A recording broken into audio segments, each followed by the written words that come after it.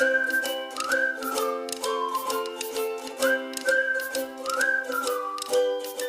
And welcome back students.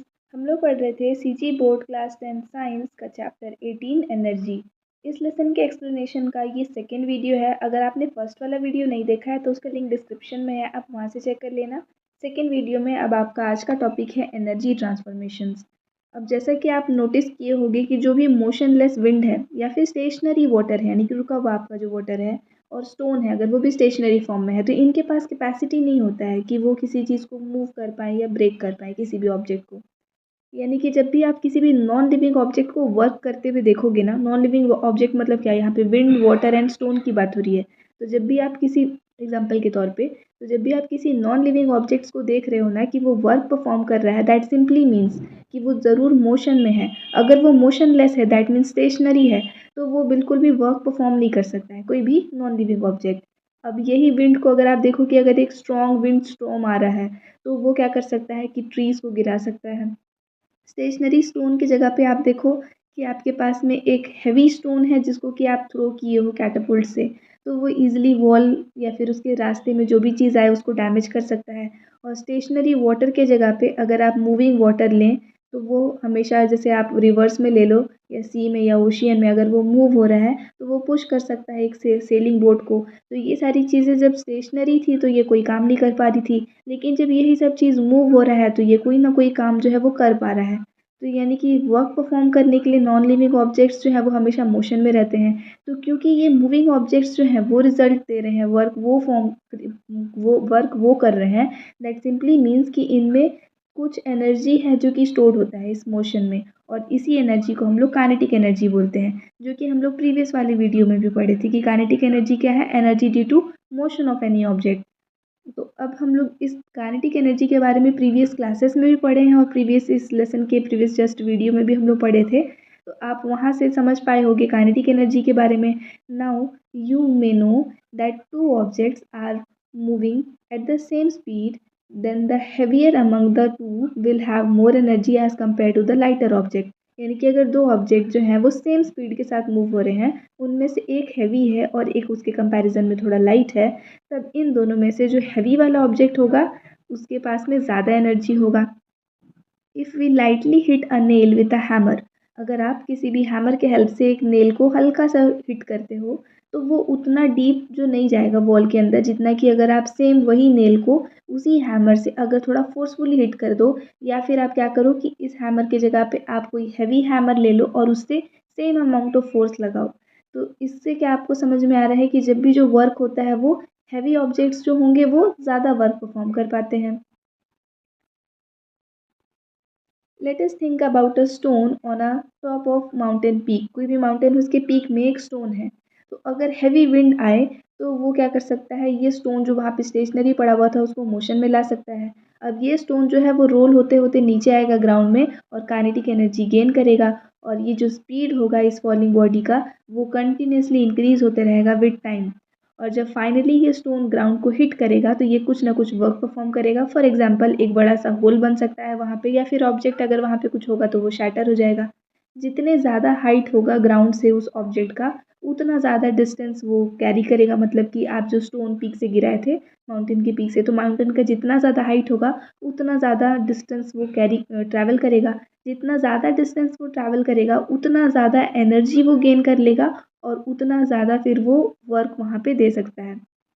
Here we need to understand that kinetic and potential energy are of many types, and all the forms of energy about which we learned in previous classes or other chapters can be classified into these two. तो अभी just इससे पहले वाले video को आप देख लेना, उसमें हम लोग ये चीज़ पढ़े थे ना कि काइनेटिक और पोटेंशियल एनर्जी के ही बेसिस पे हम लोग बाकी सारे फॉर्म्स ऑफ एनर्जी को कैटेगराइज कर सकते हैं। तो हर एक ऑब्जेक्ट, उसके पास में थोड़ा बहुत एनर्जी स्टोर्ड होता है, लेकिन हम लोग बता नहीं सकते ना उसके बारे में कि वो कितना कैसे ट्रांसफॉर्म होता है, वो जो स्टोर्ड एनर्जी है वो एक फॉर्म से दूसरे फॉर्म में जो भी। तो फॉर एग्जांपल एक फायर क्रैकर है, उसके अंदर में केमिकल एनर्जी स्टोर्ड रहता है। जब आप उस क्रैकर को जलाओगे तब वो लाइट एनर्जी में, साउंड एनर्जी में और थर्मल एनर्जी में और काइनेटिक एनर्जी में कन्वर्ट हो जाता है। तो इतने सारे फॉर्म्स ऑफ एनर्जी में कौन कन्वर्ट हो गया, सिंपली वो जो कि आप एक नॉर्मल सा ऑब्जेक्ट लिए थे जिसमें कि सिर्फ पोटेंशियल एनर्जी स्टोर था। तो यहाँ पे एक टेबल दिया हुआ है, उसको आप फिल करना। यहाँ दिया है जैसे कि टॉर्च था, टॉर्च बैटरी है।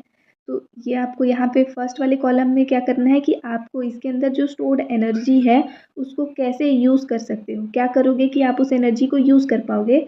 नेक्स्ट आपको इस वाले सेकंड वाले यहाँ पे लिखना है कि इनिशियल वो किस फॉर्म में इसके अंदर वो एनर्जी स्टोर था, और उसके बाद जब आप उसको यूज़ किए तो अब वो किस फॉर्म में कन्वर्ट हो जा रहा है। ये 3 आपको टेबल बनाना है। फर्स्ट वाला आपका दिया हुआ है, फिल किया हुआ है, टॉर्च बैटरी है तो इसको क्या किए, टर्न ऑन किए, स्विच जैसे ही ऑन किए तो क्या होगा, जो केमिकल एनर्जी उसके अंदर स्टोर था वो लाइट और इलेक्ट्रिक एनर्जी में कन्वर्ट हो जाएगा। वैसे ही आपको बताना है पेट्रोल है तो हम लोग क्या करेंगे कि इसके अंदर का स्टोर्ड एनर्जी दूसरे फॉर्म में कन्वर्ट हो जाएगा।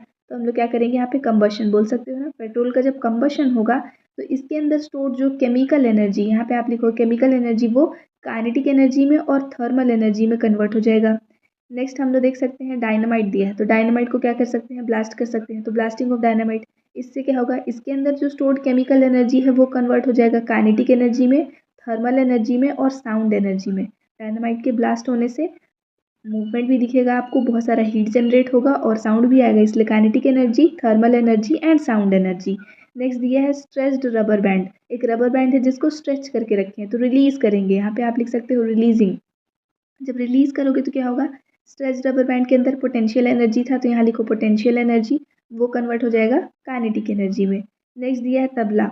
अब ये जो तबला है इसको क्या कर सकते हैं, तो बीट कर सकते हैं, तबला को बीट कर सकते हैं। तो जब हम लोग बीट कर रहे हैं तो क्या एक्चुअल में वहाँ पे मैकेनिकल एनर्जी लग रहा है, आपका एनर्जी लग रहा है, आप कुछ वर्क किए उसके ऊपर, मैकेनिकल एनर्जी लग रहा है। तो तबला को बीट करेंगे, यहाँ पे बीटिंग और यहाँ मैकेनिकल लिखना, उससे क्या होगा, साउंड प्रोड्यूस होगा। तो मैकेनिकल एनर्जी कन्वर्ट हो जाएगा साउंड एनर्जी में। तो इतना सारा आप बोल सकते हो, इस टाइप से मतलब आप इस कॉलम को पूरा फिल कर सकते हो।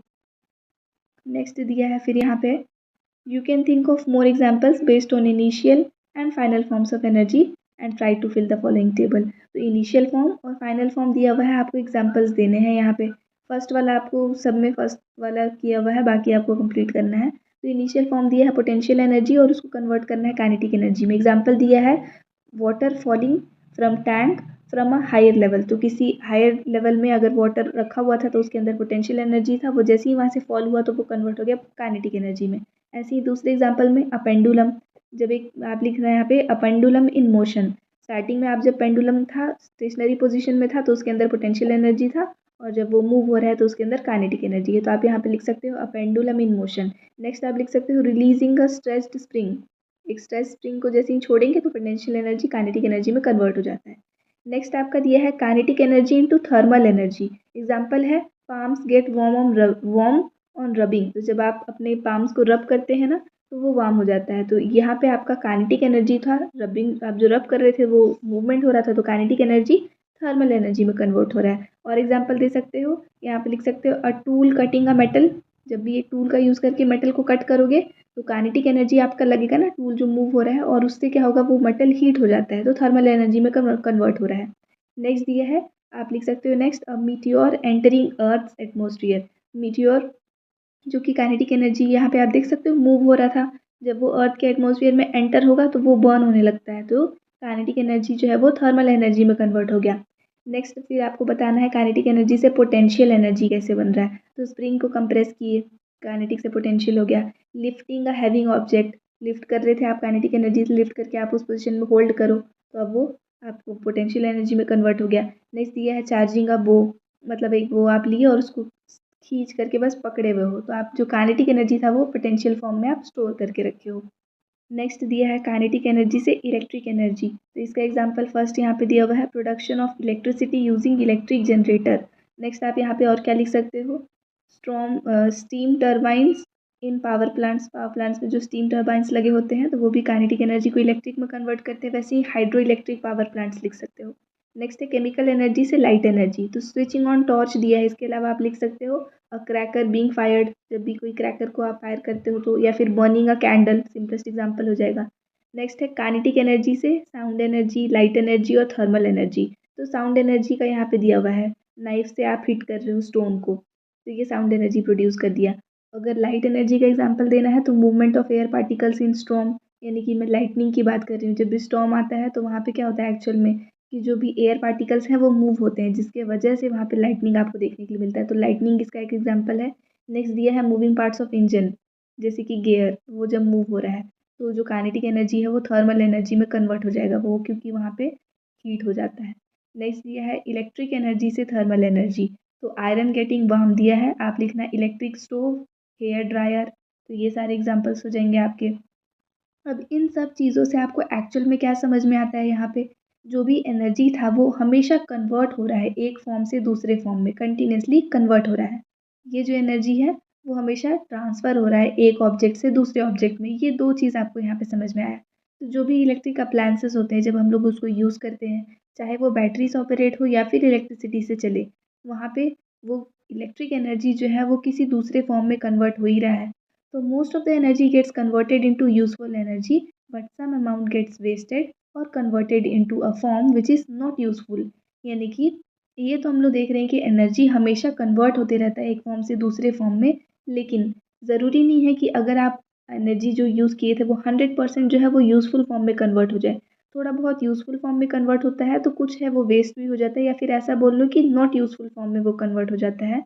एनर्जी कहाँ से कहाँ तक ट्रांसफॉर्म हो रहा है उससे हमको मतलब नहीं है, लेकिन एंटायर एनर्जी जो है वो पूरा का पूरा यूज़फुल फॉर्म में कन्वर्ट नहीं होता है। और ये जो एनर्जी हम लोग देख रहे हैं कि कन्वर्ट हो रहा है, इसको बोलते हैं law of conservation of energy. इस लॉ के अकॉर्डिंग क्या है, energy can neither be created nor destroyed, it can only be transformed from one form to another. तो ये आपका इंपॉर्टेंट हो जाता है law of conservation of energy, और ये उसका स्टेटमेंट दिया हुआ है यहाँ पे, आप इसको नोट कर लेना। नेक्स्ट अब हम लोग आगे चलते हैं नेक्स्ट पेज में। तो एक टेबल यहाँ पे भी दिया हुआ है जिसमें कुछ एग्जांपल दिए हैं जहाँ पे एनर्जी का कन्वर्जन आपको दिखा रहा है कि इलेक्ट्रिक एनर्जी को कन्वर्ट कर रहे हैं both useful and useless forms में, कैसे इलेक्ट्रिक अप्लायंसेस से। तो इसको फिल करने का ट्राई करने बोल रहा है, ऐसे तो पूरा दिया हुआ है, फिफ्थ वाला आप यहाँ पे करने के लिए दिया है। तो जैसे टीवी है, तो टीवी से क्या होता है, यूज़फुल फॉर्म में क्या क्या दिख रहा है, लाइट एनर्जी या साउंड एनर्जी। टीवी आप देखते हो तो लाइट जो आ रहा है वो, और सुनते हो तो साउंड एनर्जी, ये तो यूज़फुल फॉर्म में कन्वर्ट हुआ। साथ ही में वो टीवी हीट भी तो हो जाता है थोड़ा, तो थर्मल एनर्जी में भी वो कन्वर्ट हो रहा है, लेकिन इस हीट का आपको ज़रूरत था क्या, नहीं था ना, तो ये वेस्ट हो गया। तो यहाँ पे इलेक्ट्रिक एनर्जी जो था टीवी का, वो दो यूज़फुल और एक नॉट यूज़फुल फॉर्म में कन्वर्ट हुआ। नेक्स्ट है जैसे हेयर ड्रायर, तो हेयर ड्रायर जो है उसको जब आप यूज़ कर रहे हो तो उसका एनर्जी जो है वो काइनेटिक और थर्मल एनर्जी में कन्वर्ट हो रहा है, क्योंकि एयर के मॉलिक्यूल्स यहाँ पे मूव हो रहे हैं, तो उनके मूवमेंट से थर्मल एनर्जी भी फॉर्म हो रहा है और मूवमेंट से काइनेटिक एनर्जी तो है ही। अब दूसरा चीज़ साउंड भी तो आता है जो कि यूज़फुल नहीं है, यहाँ पे हेयर ड्रायर में आपको साउंड का तो कोई काम ही नहीं था, लेकिन वो साउंड एनर्जी में भी कन्वर्ट होता है, तो ये एनर्जी आपका वेस्ट हो गया। नेक्स्ट दिया है अवन। यहाँ पे थर्मल एनर्जी जो है वो यूज़ होता है फूड को कुक करने के लिए या वार्म करने के लिए, लेकिन यही थर्मल एनर्जी के अलावा वहाँ पे जो साउंड प्रोड्यूस हो रहा है, और ये थर्मल एनर्जी जो फूड को वार्म किया वो तो ठीक है, लेकिन जो यूटेंसिल को वार्म कर रहा है वो यहाँ पे कोई काम का नहीं है, तो ये दो फॉर्म यहाँ पे वेस्ट हो गया। नेक्स्ट है फ़ैन। फ़ैन का काइनेटिक एनर्जी, वो मूव हो रहा है तो उसके अंदर जो मैकेनिकल या इलेक्ट्रिकल एनर्जी सेव था वो कहाँ पे कन्वर्ट हो रहा है, काइनेटिक एनर्जी में, साथ ही में वो भी साउंड प्रोड्यूस करता है, तो ये यूज़लेस हो गया। फिफ्थ एग्जाम्पल आप खुद से करना है, यहाँ पे कोई भी एक चीज़ आपको फिल करना है, कोई भी एक। नेक्स्ट दिया है कि ये जो एनर्जी है, अभी यहाँ तक आपको इतना तो समझ में आया होगा कि एनर्जी जो भी हम लोग यूज़ कर रहे हैं वो useful as well as useless form में कन्वर्ट होता है। तो ऐसा तो नहीं कर सकते हम लोग कि वो यूज़लेस फॉर्म में कन्वर्ट ही ना हो, इस चीज़ को कम्प्लीटली एलिमिनेट नहीं कर सकते, लेकिन मिनिमाइज़ किया जा सकता है। अब इसका बहुत अच्छा एग्जाम्पल आप अपने लाइफ में देख पा रहे होंगे, जो कि हम लोग पहले जो बल्ब्स यूज़ करते थे और आज के बल्ब में डिफरेंस। पहले टंगस्टन फिलामेंट वाला बल्ब यूज़ होता था, अब क्या हुआ, कुछ टाइम के बाद में इसी को रिप्लेस कर दिया गया सीएफएल से, और आज की डेट में रिप्लेस हो गया है ये एलईडीज़ से। क्या डिफरेंस आ रहा है उसमें, आप यहाँ से उसको समझ सकते हो। स्टार्टिंग में जब हम लोग टंगस्टन फिलामेंट वाला बल्ब यूज़ करते थे ना, तो 90% वो थर्मल एनर्जी और 10% लाइट एनर्जी प्रोड्यूस करता था। इसमें वो लाइट कम देता था ना और रूम हीट ज़्यादा होता था। उसके बाद जब सीएफएल का डेवलपमेंट हुआ, यहाँ पे डिस्कवरी हुआ बोल सकते हो, इन्वेंशन हुआ सॉरी, तब इस केस में क्या हुआ, 90% की जगह, ये थोड़ा सा यहाँ पे टाइपिंग मिस्टेक है, ये 30% हो जाएगा। तो 30% वो थर्मल एनर्जी फॉर्म करने लगा और 70% लाइट एनर्जी, तो इससे तो वो काफ़ी ज़्यादा यूज़फुल हो गया। हम लोग तो लाइट के लिए यूज़ कर रहे थे ना, लाइट एनर्जी 10% और थर्मल एनर्जी 90%, क्यों, तो यहाँ पे क्या होता है, वही लाइट एनर्जी फिर 70% हो गया और थर्मल एनर्जी रिड्यूस हो गया 30% पे। फिर जब एलईडीज़ का इन्वेंशन हुआ, तब उसके बाद आप देख रहे हो जो थर्मल एनर्जी है वो 5% हो गया और लाइट एनर्जी 95%, तो ये और बहुत बेटर हो गया। तो इस तरीके से एनर्जी को हम लोग ये तो देख रहे हैं कि क्या कर सकते हो, आप उसको यूज़लेस फॉर्म में कन्वर्ट होने से रोक नहीं सकते, लेकिन मिनिमाइज़ कर सकते हो। यहाँ पे आपको CFL यानी कि और LEDs इनका फुल फॉर्म भी दिया हुआ है। CFL मतलब कॉम्पैक्ट फ्लोरेसेंट लाइट्स और LED मतलब लाइट एमिटिंग डायोड्स। तो ये भी इम्पोर्टेंट है, आप इनके फुल फॉर्म्स को यहाँ पे याद कर लेना। नेक्स्ट टॉपिक है आपका एनर्जी ट्रांसफ़र। तो हीट एंड टेम्परेचर वाला जो लेसन था, जो आपका चैप्टर 3 था आपके इस बुक में, वहाँ पे हम लोग पढ़े थे ना कि थर्मल एनर्जी जो है वो कैसे ट्रांसफ़र होता है। 3 डिफरेंट फॉर्म्स में देखे थे, ये जो ट्रांसफ़र होता है वो 3 डिफरेंट वेज़ में होता है, कंडक्शन के थ्रू, कन्वेक्शन के थ्रू और रेडिएशन के थ्रू। तो यही हीट और टेम्परेचर का जो ट्रांसफ़र है यहाँ पे, थर्मल एनर्जी का जो ट्रांसफ़र है, अगर हम लोग को पता होगा कि ये जो ट्रांसफ़र था वाटर ऑब्जेक्ट से कोल्डर ऑब्जेक्ट की तरफ, वो किस तरीके से हो रहा है, तो हम लोग थर्मल एनर्जी के लॉस को यहाँ पे प्रिवेंट कर सकते हैं।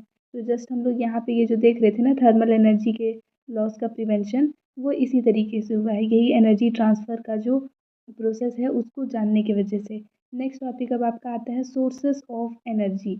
ये हम लोग नेक्स्ट वाले वीडियो में कवर करेंगे। आई होप यहाँ तक आपको ये वीडियो समझ में आया। So thanks for watching and please to subscribe if you are new to our channel. Next वाला ये जो वीडियो है वो फिलहाल आपको स्क्रीन पे डिस्प्ले हो रहा होगा, आप यहाँ पे क्लिक करके देख सकते हैं। हमसे कनेक्टेड रहना चाहते हैं तो हमारे टेलीग्राम चैनल का लिंक डिस्क्रिप्शन में है, उसको ज्वाइन कर लीजिएगा। Thanks again.